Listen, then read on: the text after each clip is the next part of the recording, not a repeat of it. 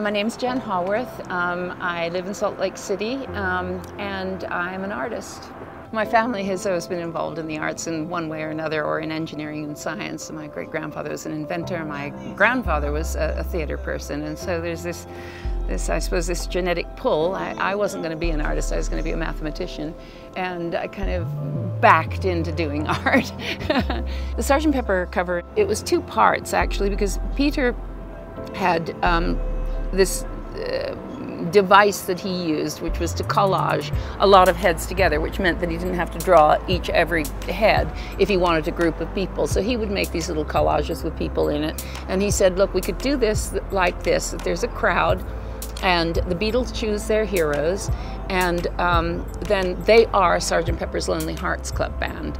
So, and then my part of that was, hey, let's not do it as a collage, let's do it as a set, so that the Beatles actually walk onto this, and we'll use the conceit of filmmaking. So in other words, cut out heads, and then the front row is three-dimensional people standing there. I didn't want a graphic designer to come in there afterwards and slap lettering on. So I thought, okay, so the title goes on, if they're a band, they can have a drum, and then the name, the Beatles, could be done like a civic little garden space. So that's what you see.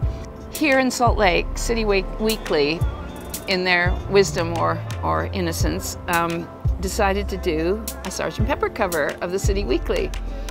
And they got so much return flack on that so-and-so wasn't on it, and such, and what are you thinking putting that person, and are you mad? And I get this call saying, we'd like to do a cover that's a version of the Sgt. Pepper cover.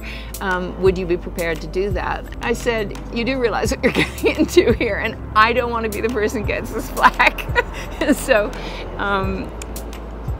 I said, I think it might be a good idea to put a blank in so that people can say, that's where so-and-so goes, you forgot them, or that's where my dad goes because he's important, you know.